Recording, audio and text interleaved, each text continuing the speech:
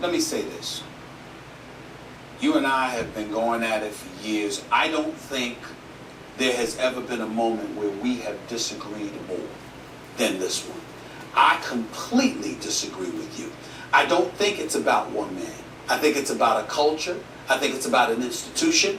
And I think it's directly related to the football program. And that's the thing that resonates with me.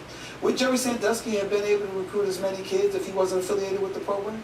Would Jerry Sandusky have been more than an employee who was just a despicable human being that would have been thrown in jail if it were not for the football program?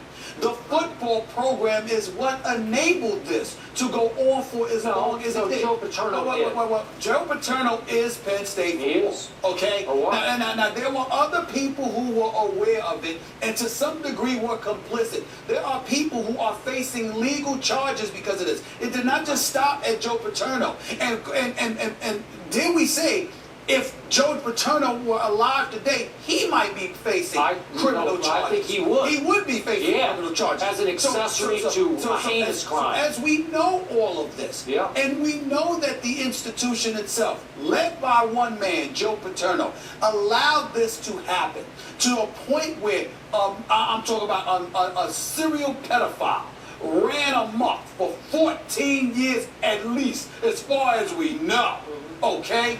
Moral ineptitude, come on now.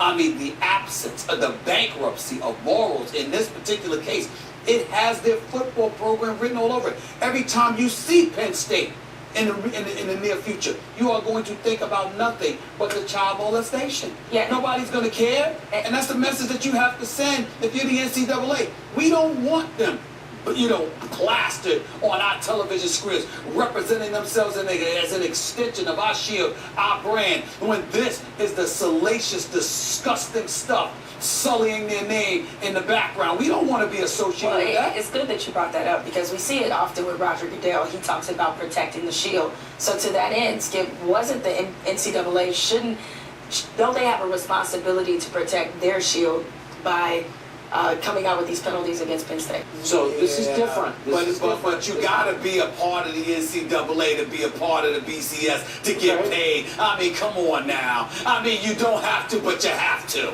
We understand that. But in the end, I still say the NCAA stepped across a line that is going to open up one of the biggest all-time Pandora's boxes.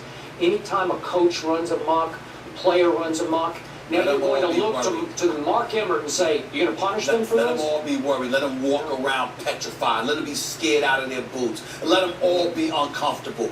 We should all be uncomfortable in light of what happened to those kids.